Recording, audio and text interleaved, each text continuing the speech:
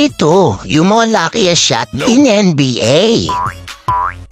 Umpisa natin kay Luka na tumira siya gamit ang pahat. Tingnan mo naman, shoot pa din. Ulitin mo nga yan kung susut ulit.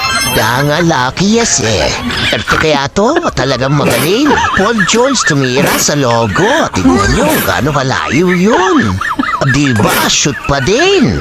Ito yung sinasabing swerte yung tira, na-block ka na, hiniags mo lang, shoot pa din. Baka Dwayne Wade dyan.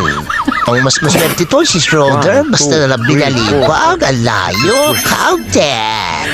Ito namang isang ito, tumira ng 3 points, buti na lang may kakampi sa ilalim, swerte pa din.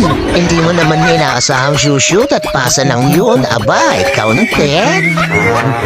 Nakapagyabang ka pa nga lintis ka, tsambalam naman yun. Hindi na swerte na nasa iyo, Stephen Curry, talagang ma-shooting ka naman talaga.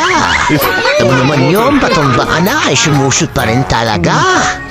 Bay, umabot para sa swerte, si Blake Griffin, tumira ng patalikon, shoot ready naman. Chops, umabot ka ba sa video na to?